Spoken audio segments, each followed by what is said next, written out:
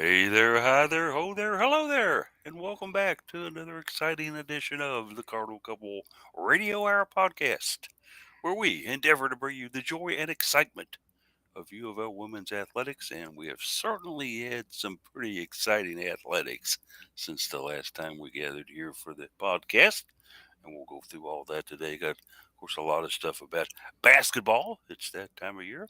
Softball playing some good things, and lacrosse has been active and competitive against the top five in the nation. So we'll go through all that in a little bit, talk a little bit. We do have a full house in here today. All five of the writers in here with us. Of course, you knew Daryl was going to be in because she's the queen of the brackets right now. So obviously, she's expecting to be paid for her appearance too. I don't know what's taking her over lately. Anyway. But we got Case, we got Jeff, we got Jared, and of course me, Polly. So we should have a fun broadcast today and cover some great things as we like to do at the start of the broadcast. We'll kind of catch up with everybody, see what's going on. Now let's go ahead and start this out with the queen of the brackets, Daryl. What type of picks and what type of information can you give novice bracket participants, Daryl? I don't know. I love doing brackets. But we those commercials they have on how people make their picks, and Yeah. they had a conversation with an Irish person 10 days ago, so the Irish must move on. That's how I guess I kind of picked them with Mississippi State, obviously cheering for Coach Purcell and hoping to see him face Notre Dame and see how they pan out against the Irish since we played them a couple times this year. So that was my big. Um, I was happy about that one. You know, I hadn't even thought of the Purcell and Purcell angle, but it seems to be Ah, working, right? that's great. I joked about that all the time when we played up there. Clever. Yeah. So that's pretty good. I wonder if we could ever get a Walls in the Walls arena. Googling now. Is there a Walls Arena? Is there a Walls arena? And is it in Jeff's backyard? No. Okay. So, real good Case. Did the article this morning. Has been having a busy week, I'm sure. What's going on, bud? Yeah, it's been pretty relaxed this week, actually. I decided to take yesterday off, not just because it was St. Patrick's Day, but because in the corporate world, there's a very long time between New Year's and Memorial Day. So I was Yeah. like, you know what? Let's find a holiday in between, right in the middle and make it an observed holiday and just take a PTO. So planned to do that for the weekend of St. Patrick's Day, and it just happened to be on St. Patrick's Day. So it was nice. It And was March Madness. Yeah, exactly. Right. There's Perfect. certainly no ulterior motives there, but it was nice to get that day off and have a little bit of relaxed time. And I was gonna joke. I was still on mute, but we'll get the Walls Arena whenever they decide to build something there in the semi lot next to Lynn Stadium. I actually just Googled Walls Arena, and Walls Human Performance Complex at Concordia University, Nebraska came up. In Nebraska. I know. I was like, is that something he might be familiar with? Walls was an assistant coach at Nebraska years ago. I know. We got to do some more digging on this. I wonder if he just decided to build this thing and then, oh, another job? Sure. Hey, have fun with what I built here. We'll see you guys later. That would be This interesting. looks like a high school gym. Yeah, it does. Well, We'll get down to the bottom to it by the end of this show. maybe not. This is like Bellarmine, like slide out bleachers. Male high school. Yeah, it's Concordia University of Nebraska. So what really can you? That's a big Lutheran school up there, if I'm not mistaken. I thought because there is a Governor Walls, although I can't remember what state he's in. Minnesota, maybe. I think it's recall. Wisconsin, actually. Wisconsin, maybe. I think. I can't It's recall off Minnesota. the top. Was it Minnesota? Tim Walls. Tim Walls, Minnesota? Okay. So I figured it might somebody up there might have named something after the Governor Walls Arena or Walls Gymnasium or something, but maybe he's not popular. I don't know. We'll see. Minnesotans, get to work. Represent your governor and our basketball coach. Build something for them. Also, wow. The arena there. Sorry to cut you off, Paul. No, the we were fine. arena used to be called Walls Arena in the Walls complex. but it is now Friedrich Arena. It was changed in 2020. Now, who is Friedrich? And are Uh, they better than Walls? Reverend Dr. Brian Friedrich served as the university president from 2004 to 2019. Who's that? That's all? Who's that? That's all. He was just the university president for 15 years. Yeah, so what? I mean, Jeez. I know 4 or 5 of them every day I see them, right? Boo. It doesn't take much to get something named after you there. They're star for entertainment. Give them some. He did what? Yeah, names that after him. Walls isn't here anymore. Go ahead. Also, moving on, we got the Jared in the house today. Jared froze last night and was brought back to life in the 7th inning of the softball game. I'm sure he's got a fun report on that. It was a little cold out there, huh, champ?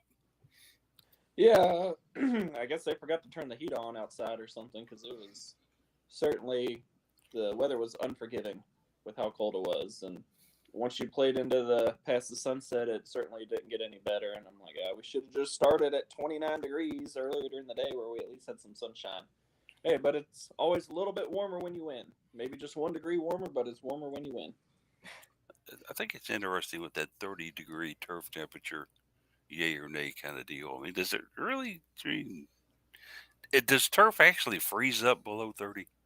Well, softball has grass and dirt, so Yeah, turf's not. It's the player safety concern, which is an ACC decision. I see. But Is that just like a hard? Is that a hard surface concern? I guess. No, if I the think it field just- temperature is 30. I think it's just a legit player safety. They don't want them out in the cold. So meanwhile, they're just standing in the dugouts instead, waiting on the game to start. Which The air temperature was Yeah, over but 30. that's ridiculous. I mean, You it do could be get a 30 little- and right, you could be I getting a think wind the, of 15, 20 miles an hour, and it's going to feel like it's 0 out there. right, which the wind chill was rough, but I didn't understand the start of the game has to be at least 30 degrees or above. But it doesn't matter what happens during the game or the end of the game. I'm like, well, then what was the point of playing in 20-degree weather at the end of the day? I mean, we should have just started earlier. I think once again that 4-letter word NCAA rears its ugly head again. I actually think this one is an ACC decision, if I remember correctly. Okay, all Well, right. Well, that's so much better. yeah, I mean, there's not a lot of difference there. It's like, do I want to know what's in hand A or hand B? Ooh. Jeff in the house with us as well. Jeff been hanging out doing some stuff this week, and he is proud of the fact that he picked Mississippi State in the brackets and has been telling everybody he can get his hands on that he did so. And Yeah. very, very happy about that. He went with the Purcell and Purcell angle and did well with it. But did, yeah. I picked both Mississippi State and Princeton, so I'm really proud of picking Nice. those 2 upsets. So, well, hey, I'm still 2 behind you, Daryl. So, but The upsets always feel better I do, right? Yeah, they do. because they're going to happen. It's just which ones. Which ones? Yeah, and I picked a couple others that didn't work out, but yeah, it was I thought they were pretty good picks. I think Mississippi State has been underappreciated this year in general, and I thought Creighton has always been a little overappreciated. So, thought that was a good one to pick, and I'm pretty proud of it. And Sam Purcell's such a great guy. I obviously want to support him, and For sure, and he paid off for you. Yep. Absolutely. Yep. So I did see the Princeton angle because I would hate to be an opposing coach trying to prepare for Princeton. I mean, They're how do tricky. you get ready? Yeah. So and NC State's a team that just likes to play up and down. Let's run and see who's the fastest and who wears that first. We Right. think we're going to win this game that way. Princeton plays the exact opposite kind of basketball. It's 3 passes. Think about a shot. No, let's throw it around 4 more passes. Oh, is that? No, let's not throw it to her. Let's go back around the circle. Oh, look who's open. Let's throw it to her basket. Very, very patient team. Yeah. They go to the boards. They crash the boards after shots. Well, I'm sure there's a wealth of coaches out there who would love to get their teams to be able to do that. Yeah. But anyway, as it goes, as for me, an interesting week. I've been kind of busy with some things going on medical-wise, health-wise. Spending 12 hours in a medical facility is never my idea of a great time. But unfortunately, I had to do that the other day and just had the mask on the whole time, too. And come on. That's just not me anymore. I can't do that. But things are moving along, moving smooth. Obviously, been spending some very very late nights going over brackets here in our bracket contest. And Jared and I will be talking with you all about that a little bit later on today in the broadcast. But suffice to say, Daryl is being chased by 7 people, and 2 of them are women. Uh oh. Uh All oh. right. Girl power. That's right. Look at, and then thank goodness at least Thomas is in there, so you got a little protection, you know, because you got Jared looming up on you here, and he's dangerous as all get out. And then Curtis Franklin, who will just talk you right out of your shoes, girl. He is smooth. But good luck. Hang in there, Daryl. May the force be with you as you go on into day 2 of activities. More importantly, Paul, it is UofL game day. It is indeed, and that's one of the things we'll get into later on. Is the Cards will be jumping in there today to take on the Drake. That's right, and everybody loves the Drake, right?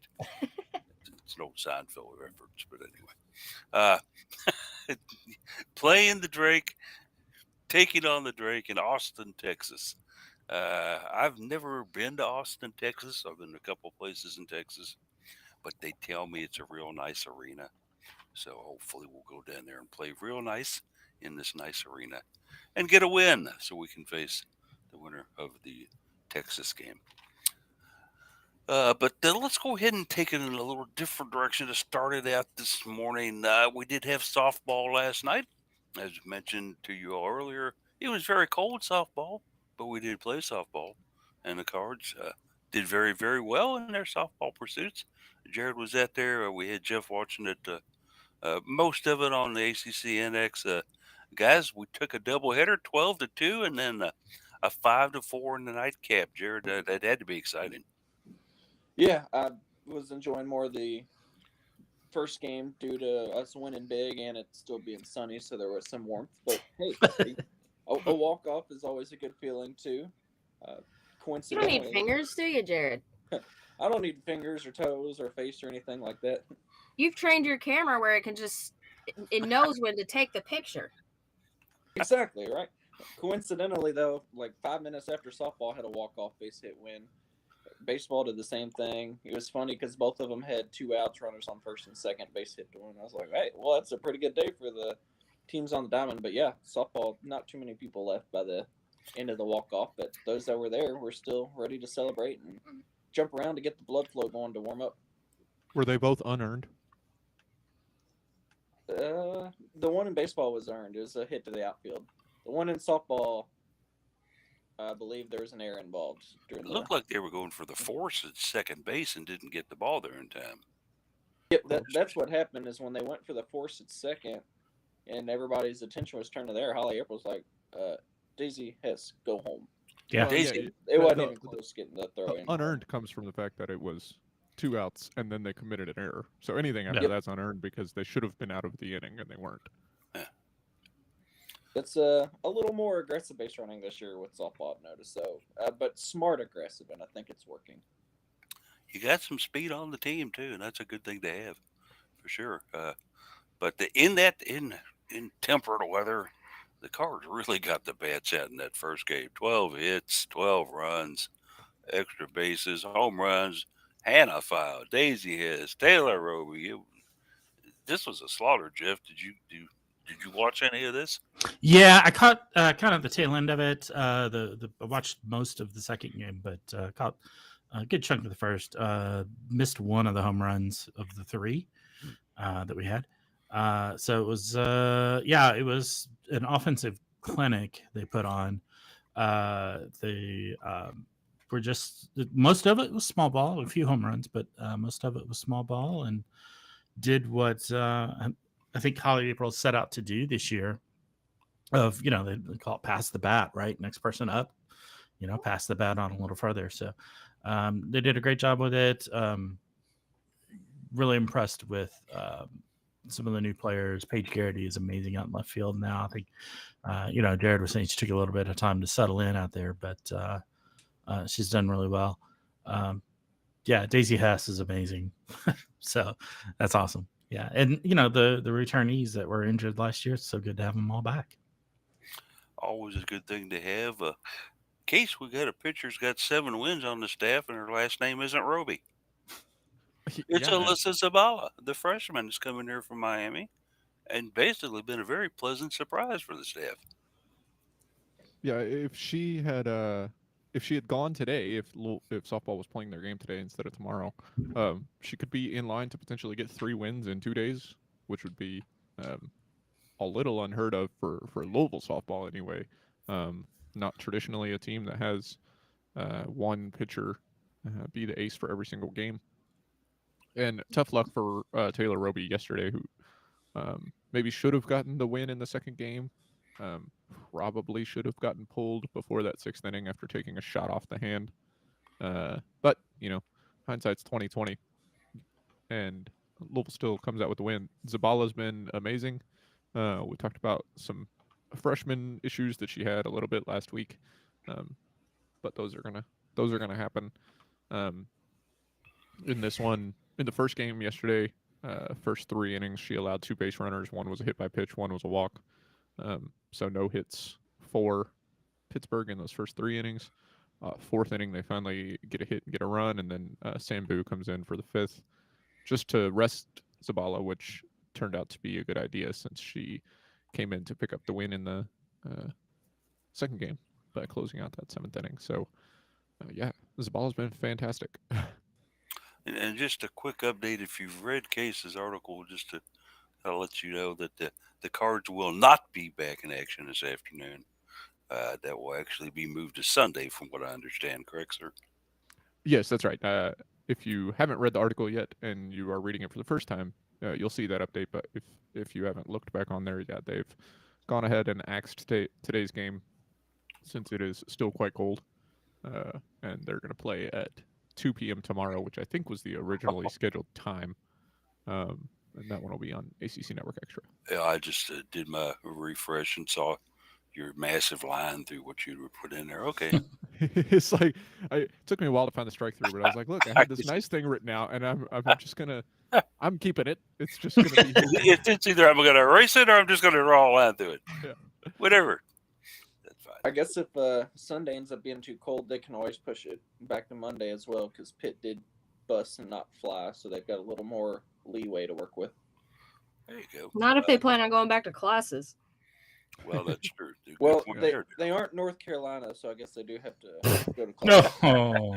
they may have a game on Tuesday too. They probably don't want to play Ooh, Monday, drive back, and then have a game. that was a little brutal there. But We went there. Well, Jared went there. Sometimes you I just got to throw support it it. out there. I fully support what Jared said, but anyway, that's just me. The Cards obviously playing some good ball right now.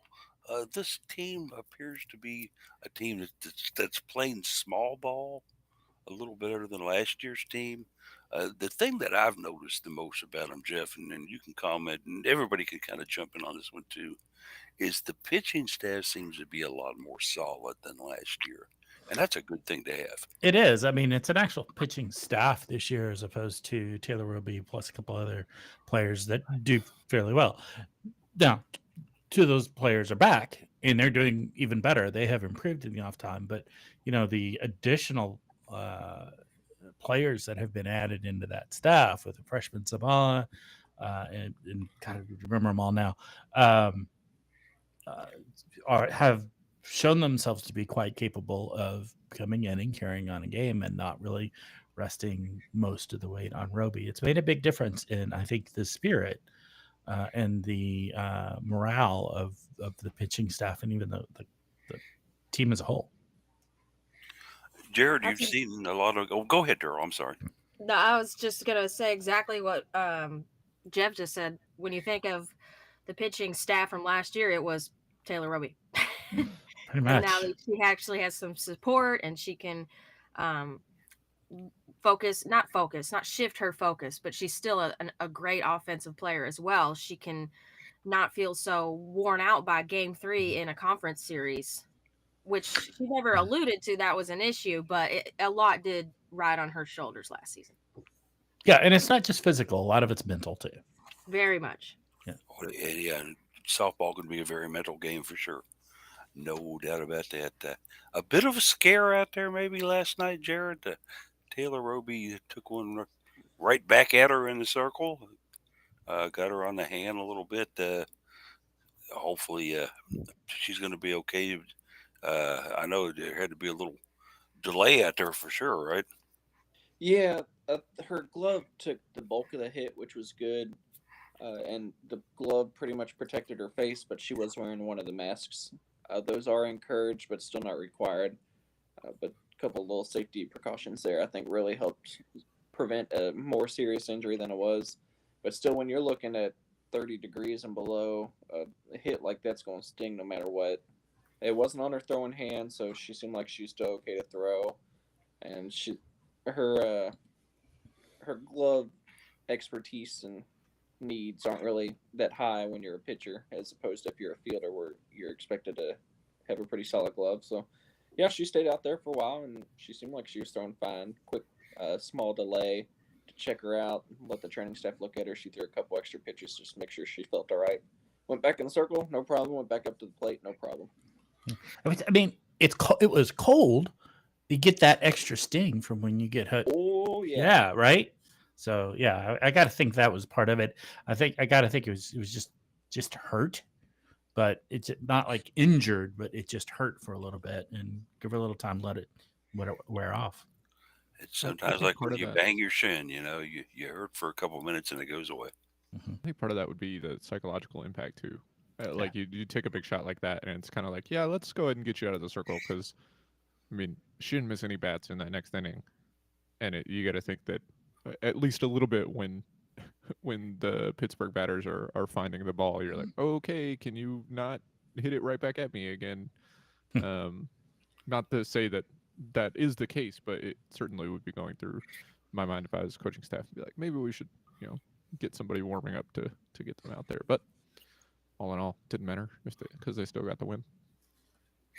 The Cards, of course, won the first game 12-2, 5 inning run rule. Big on that. The second game, they played a little bit of classic Holly April small ball to take this thing 5-4. As they actually had a 4-1 lead. Am I right on that? And then Pitt Yeah. tied it up at 4-4. it was Yeah. actually 4-0. Louisville had a 4-0 into the going into the fifth, and then Pitt had a 4-run sixth inning. Gotcha. 4-run sixth inning. Okay. But the Cards came up and played, like I said, classic Holly small ball. They got up there a little bit. Daisy Hess started the game out, or the inning out with a single. Uh, Vanessa Miller got on a fielding error to keep the inning alive.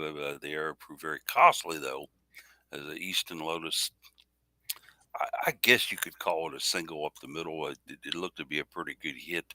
They tried for the force out at second base and didn't get it. And so, meanwhile, Daisy Hess is standing there on third base, and Holly April says, "Go, go, go." Daisy ran home to score the run. Yeah. Well, and it's actually worse than that. I actually got the runner coming from first to second and caught her kind of in a pickle. Not pickle Winkler, but just the softball pickle, right? And so they were throwing the ball back, had all of their attention on her, while Daisy kind of scampered in from home. We caught him a little bit by surprise, I think. They did try the throw to home, but didn't get there in time.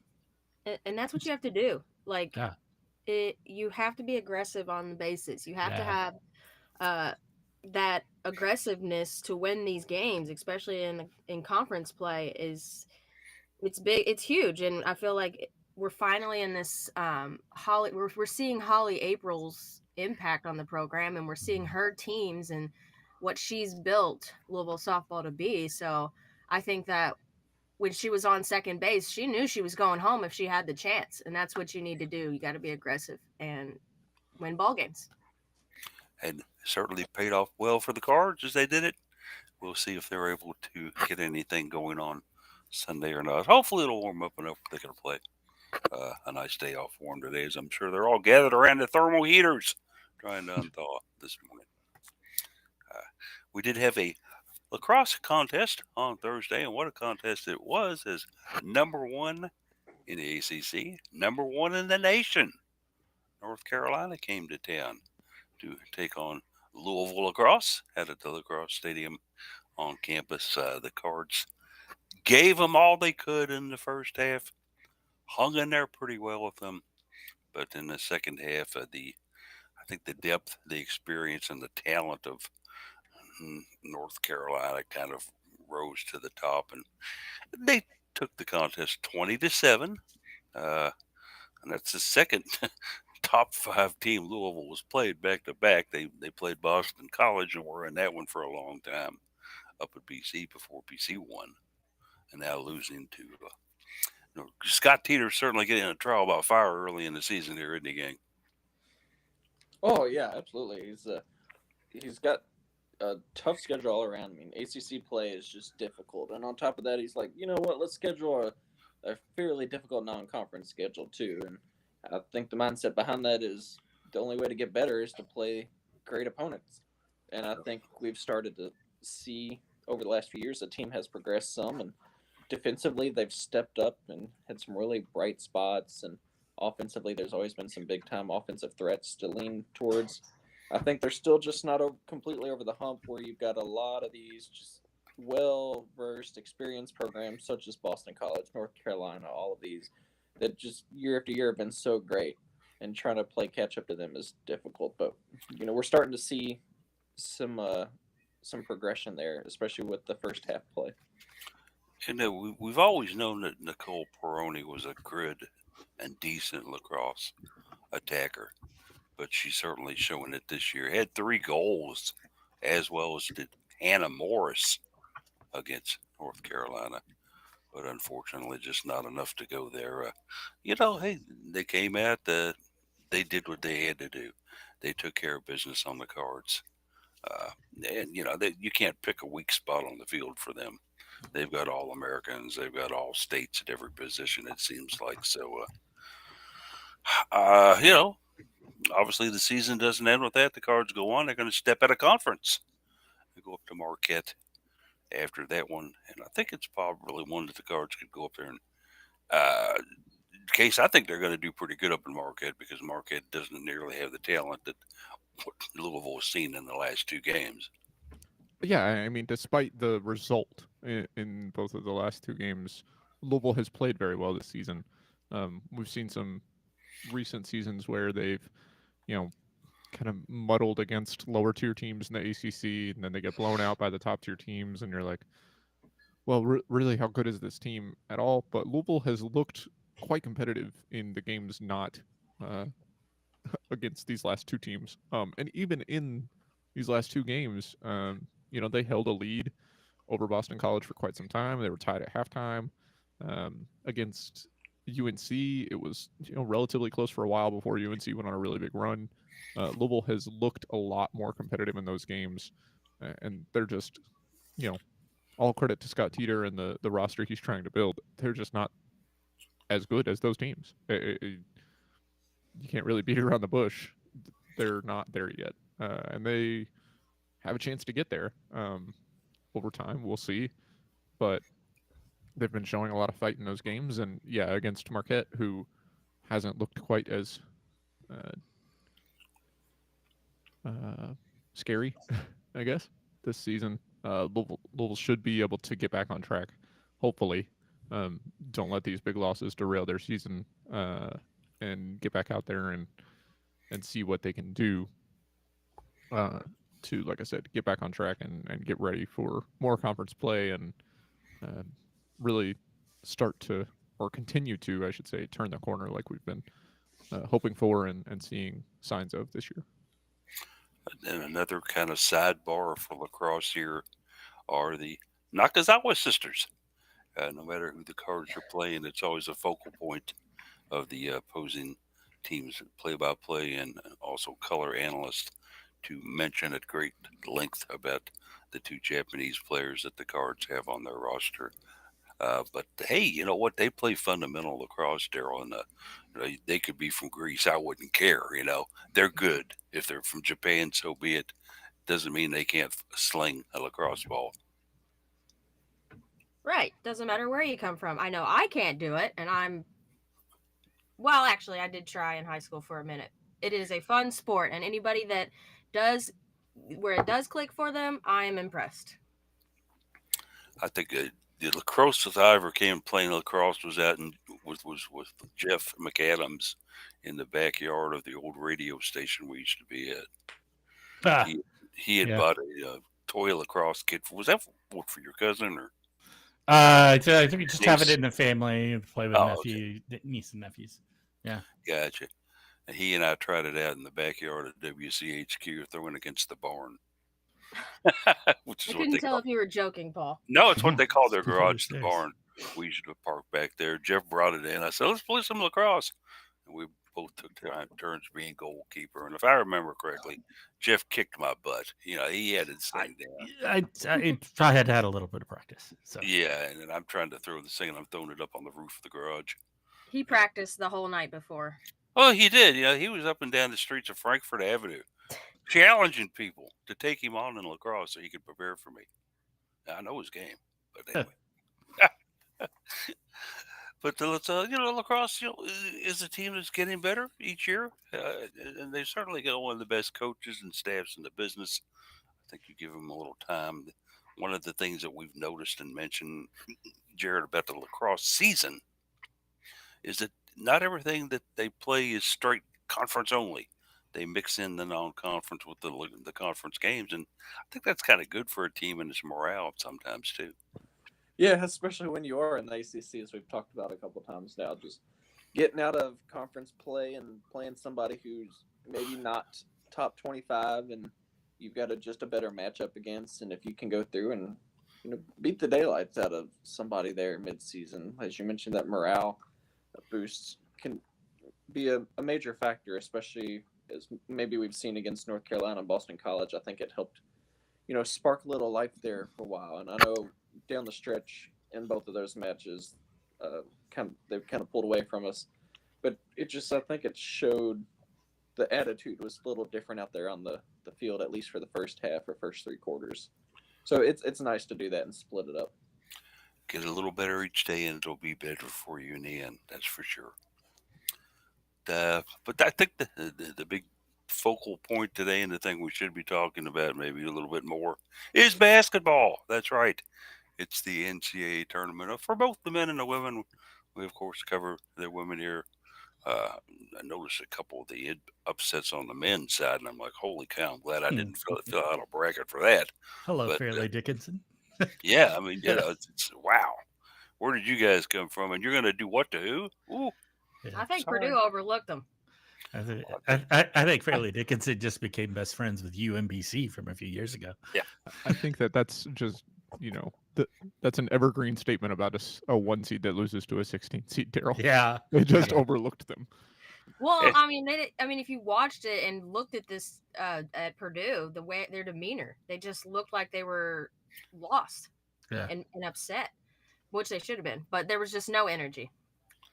And what does the Purdue head coach say to the athletic director after something like that? I don't know what happened, sir, but we'll figure it out. No, you won't. Your season's done. Go home. That's I'll update my resume, sir. Is that mighty Big Ten they talk about? Yeah. The Big Ten, Indiana, Purdue losing to Fairleigh Dickinson. That's who we're talking about. But on our side of the bracket, the women's side of the bracket here, the Cards will face the Drake today at 3:30 on a very, very interesting opponent for Louisville. Casey wrote a little bit about this team. Jared, you all studied the team a little bit. Drake's not exactly one of those teams that is going to try to run you up and down the court, are they? No, but as we just talked about, you can't overlook anybody. So let's make sure we do plenty of game planning as the coaching staff should be doing. Lots of film work.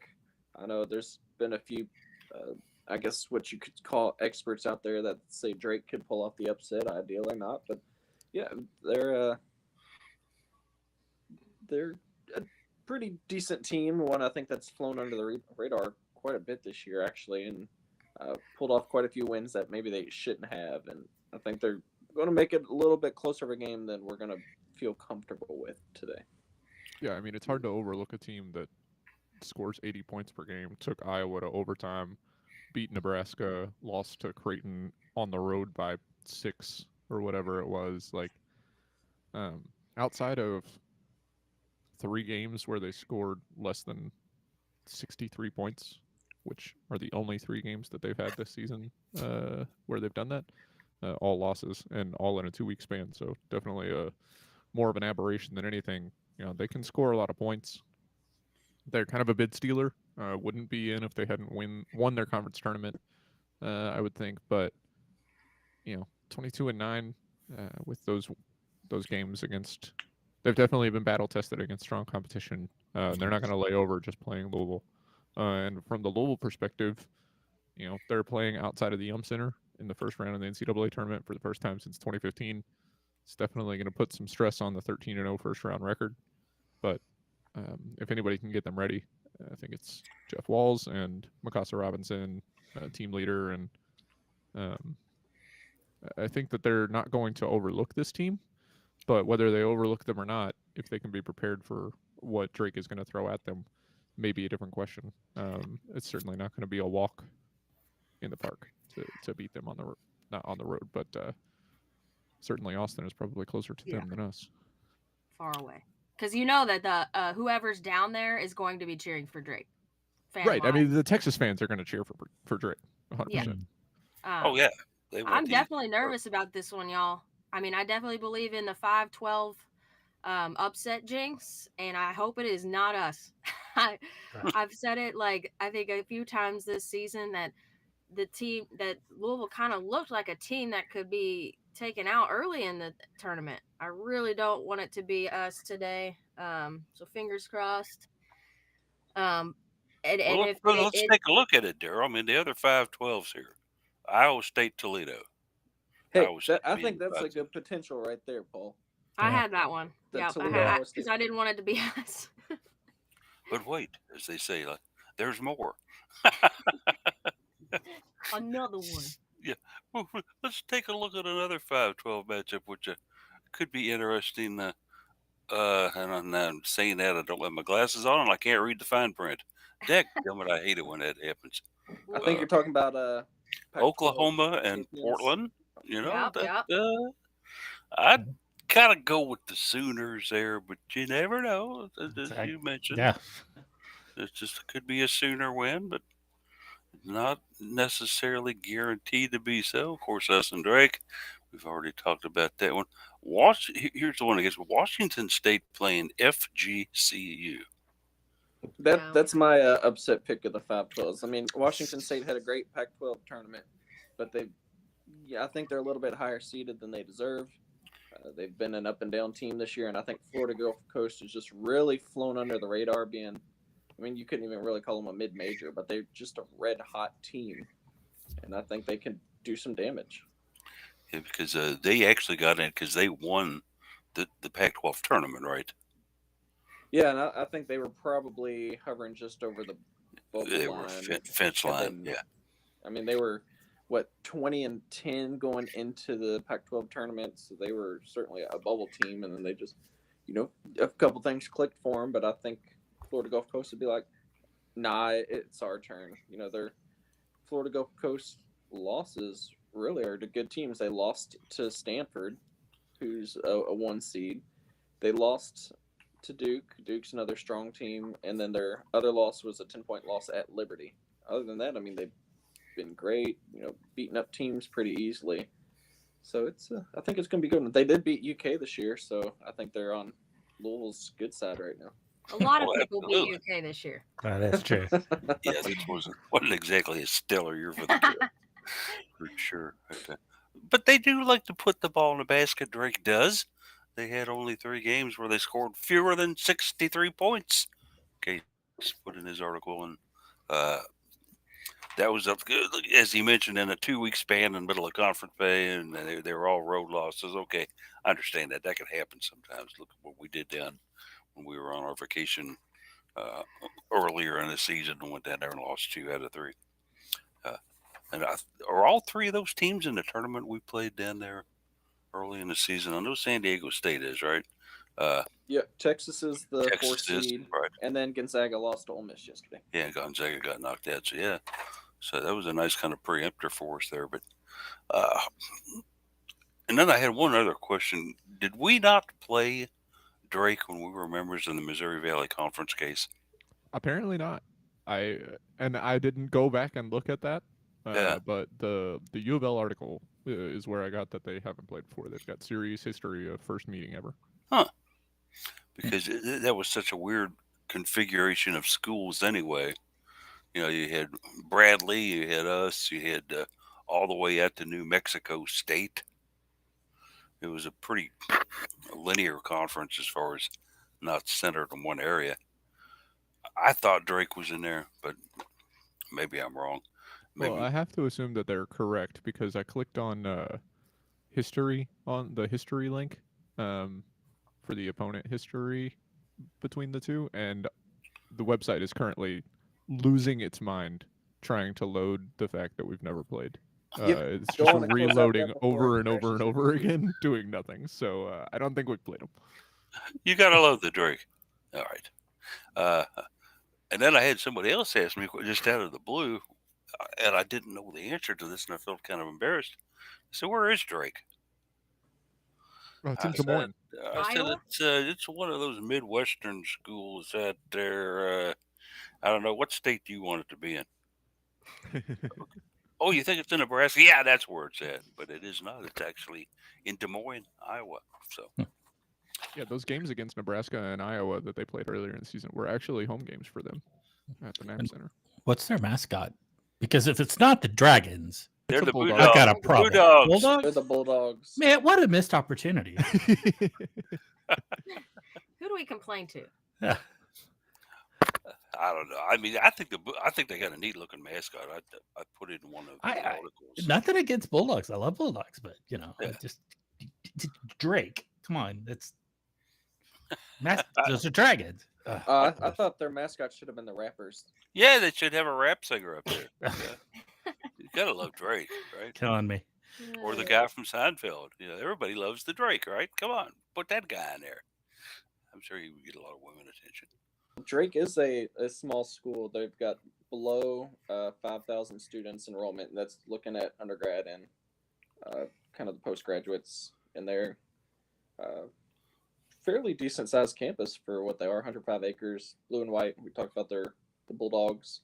Their mascots are Spike and Griff 2. So I don't know what happened to Griff 1, but they've got two different I mascots. think you can guess what happened to Griff One. Probably got It's an cut. old, it's a relatively old school. Yeah. Yeah, a private school looks like a lot of focus in Probably couldn't come law, up with a business tuition. up there. Some other interesting facts about them. They've played in the tournament. Where did it go? I just saw it 14 times. Been to an Elite Eight, 2 Sweet 16s. They beat Syracuse in the first round in 2002. And in addition to Drake history, and the first time that Louisville will ever play Drake, it is the first time that Louisville will ever play a current inhabitant of the Missouri Valley Conference in the NCAA tournament. Wow, that's interesting. I didn't know that one. With all those, I mean, I guess we Between never did. Belmont and Missouri State have always seemed to have Yeah. dominated the women's basketball realm for them. Anyway, that one taking place at 7:30 tonight. And did we get the major ESPN feed on that, or ESPN 2. 2. we're on the Deuce? Okay, well, that's almost as good. I mean, most regular cable systems have you get both when you have the package, and I'm sure it'll be on if you care to choose to go to a local establishment and watch it with a cold frosty or some wings or whatever. I would imagine it would be on there, unless it's a UK bar. Then your chances are probably not good at catching it. But which all leads it to the thing that has had me up late at nights and has me cross-eyed. Our bracket pick'em updates. As if you hadn't heard it earlier, Daryl is leading the pack. That's right, our own Daryl Faust. The kid from nowhere, tears in her eyes, stepped up on the 15th hole and said, "I'm going green." With a 14-2 record, Daryl leading a very, very strong bunch of contenders right below her, but she did the right thing. She made the right picks. Just give us some insight how you grabbed this early lead, Daryl. Man, NC State is really missing Kunane, aren't they? I can't believe that worked out that way. I mean, they still have shooters, they still have great players, and they just totally fizzled out this season. I'm just shocked that they. I think I had them in the third round at least, so that's a bummer for me. Hey, Uh, Diamond Johnson being at two's really hurt them. yeah, that would. See, those are the kinds of things you'd like to have a pool of that info all in one spot. So shout out Jared for doing all that, because I did use Jared's his breakdown earlier this week. So, and I recommended to other people that filled out brackets for us too. So But Jared lies a lot, so you have to be careful. Hey, it I seemed have to the win from editor what go they behind won. him. And How reliable is this narrator? He's also in a competition. That's right. He's throwing you all off. He's, oh, you. I was just kidding when I wrote that. You all believe that? Hey, I did leave a disclosure in there that don't rely your bracket on what I suggested there. Called the back door out. All right. But yeah, in our contest here, we, believe it or not, have all 5 of the people on the air with you today that are in this contest. Daryl, of course, leading the way on us, nipping at her heels, so to speak, at 13-3. I'm looking down here and I see Jared with 6 other contestants trying to get to her. Jeff's mom outshone Jeff with a 13-3 record. Obviously, she That's listened to Jared's picks. That's would pretty Jeff. typical. Yeah, okay. I mean, I'm not going to go there. Daryl obviously shared a lot of things with her boyfriend because he's at 13-3. Karen J, who won the ACC tournament, 13-3. Dave Watson, 13-3 as well. Dave-O. And Mike D and Curtis Franklin in there as well. So, and then after that, 12-4.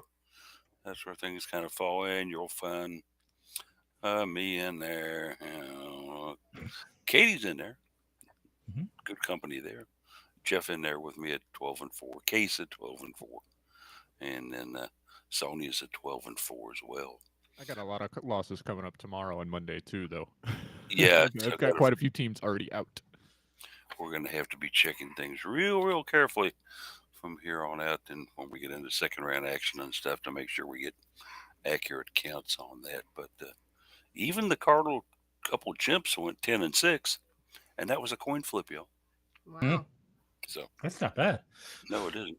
So I'm if sitting you're here losing looking to a coin flip, you're in trouble. I did the coin flip. Yeah, if you're tied with the coin flip, and we have 2 people at 10-6, the chimps and then somebody else. I won't embarrass anybody by saying who's that, but I'm looking at today's games, guys, and I'm nervous about that Seattle, Virginia Tech region. yeah, you take a look at some of this matchup here and some what's going on today. Obviously, you know, a game right off the bat that's kind of got me thinking to myself, this should be an easy win for them, but it's North Carolina Mm-hmm. coming in. They're going to be taking on, was it St. John? Did the Johnnies win that, or is it Purdue? I can't remember who won that playing game. Oh, it is St. John's, yeah. St. John's. Yeah, I thought it was the Johnnies. I thought I remembered that. They won by 2. Looks like North Carolina should advance here, but okay. And, I'm thinking that bottom bracket with Baylor, Alabama, UConn, and Vermont. Like, is this the year UConn's out in the first round? actually, I wanted to put it. Baylor really and did. UConn look like they could be pretty strong here, but and then possibly meet, in the next round. But SE schools have been playing really good, and Baylor's got Alabama lined up. Yeah, that's what I was thinking. You got to get some SEC schools to advance. So I had the Mississippi State and the Ole Miss, and now I'm thinking Alabama might be a stretch. And of course, and Georgia advanced. Yeah. Well, you probably had South Carolina advancing. Oh my gosh!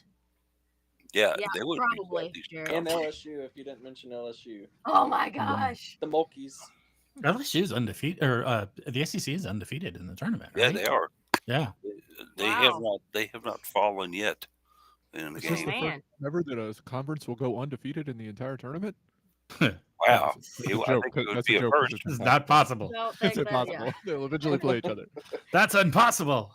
That should be a headline for a Don't tell me gag that. article, though. That'll get some views. Yeah.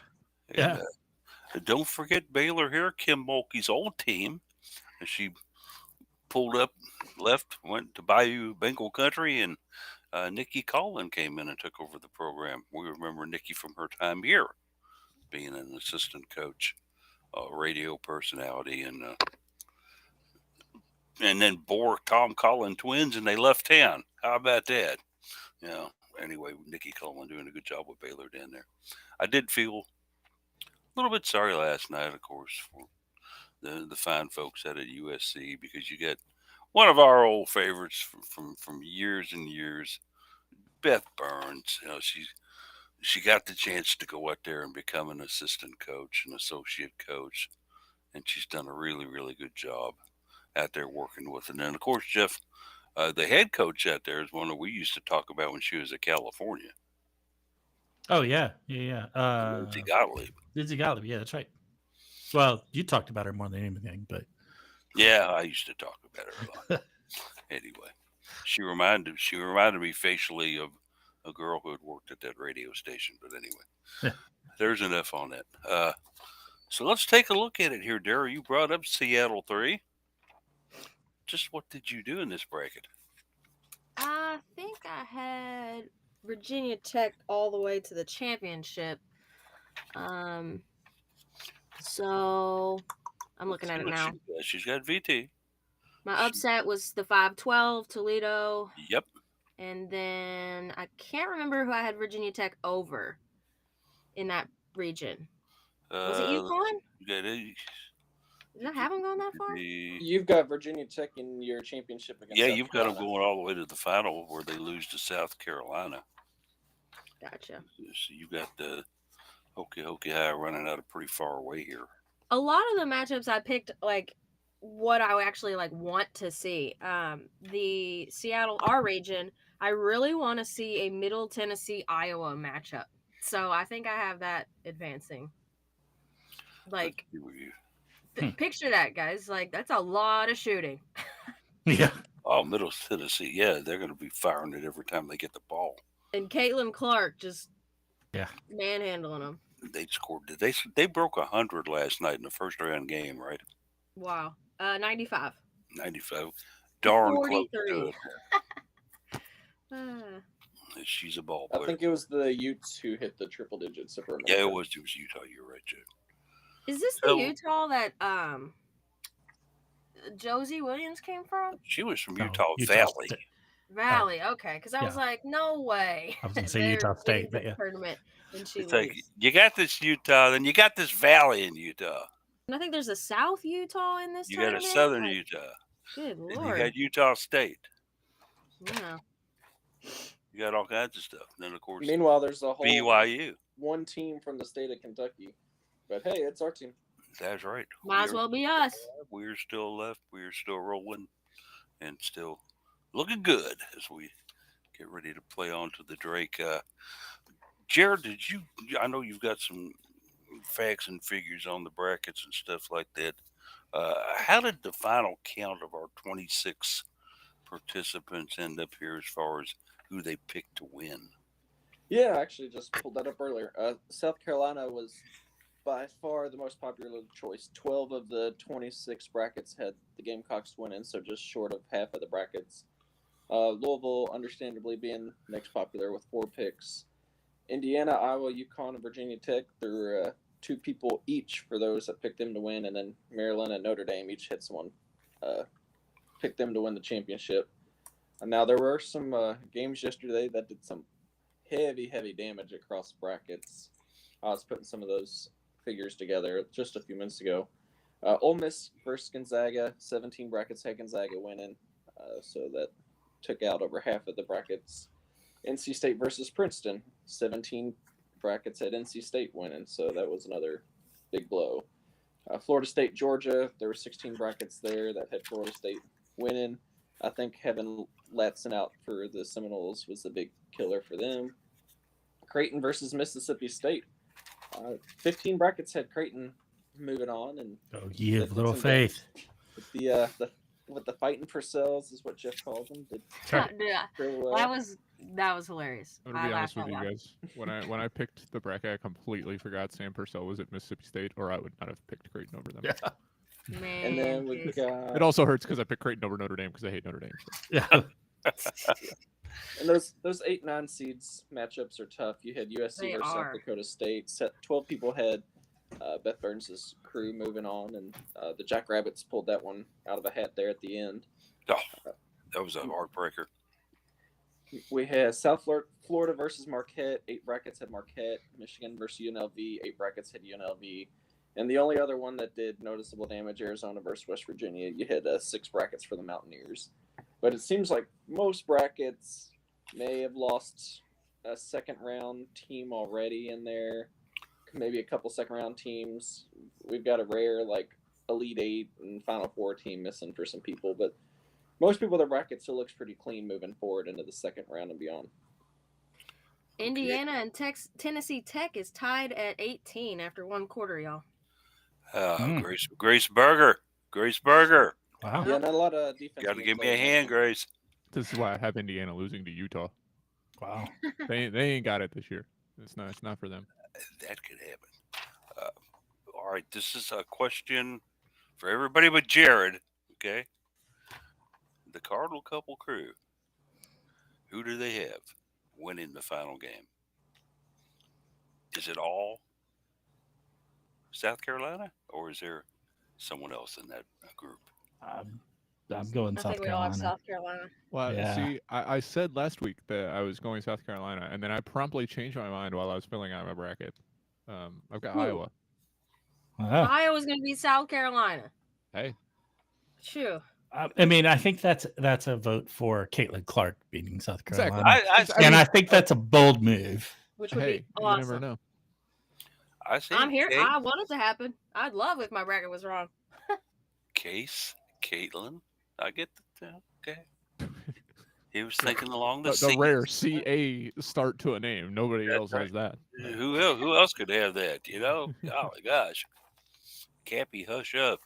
But anyway, we're going to have some fun with this thing. And just think next week when we come on there, how much further we will progress here and how many gripes we'll have about how the brackets played out.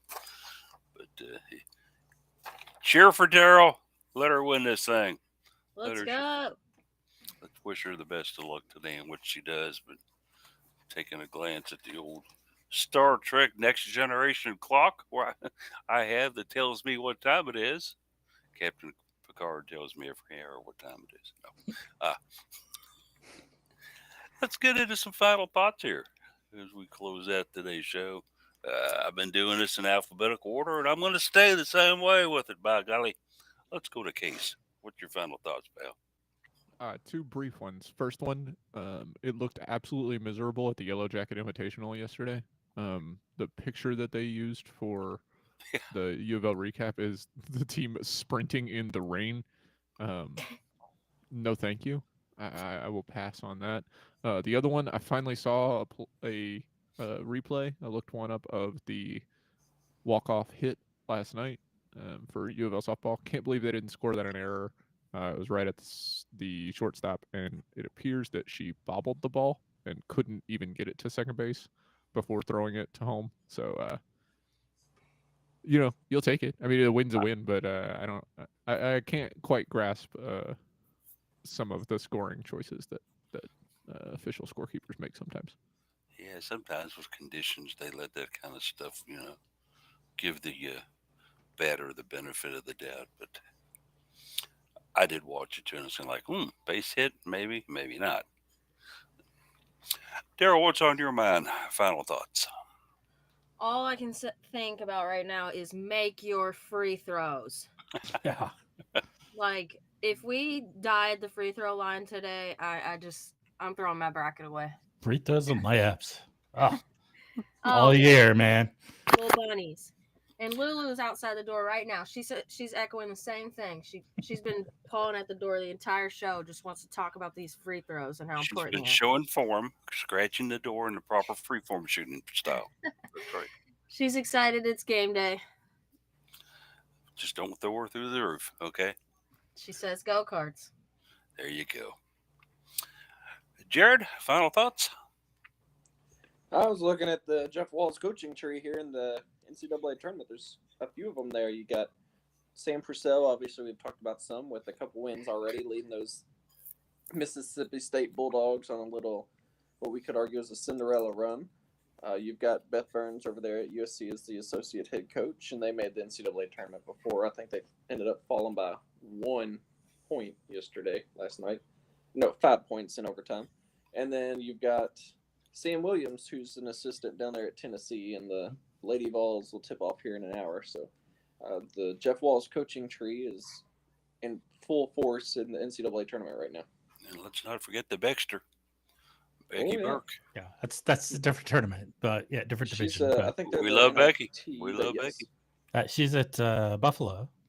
Yeah, and they which had a is- pretty solid year from. Yeah, it was a Cardinal. good year. I think they bowed out first round of their tournament, if I remember correctly. But Yeah. it was a good appearance, and she did a lot with that team, a lot more than was expected. She had to kind Yeah. of do a rebuild after Felicia Leggett Jack was up there, right?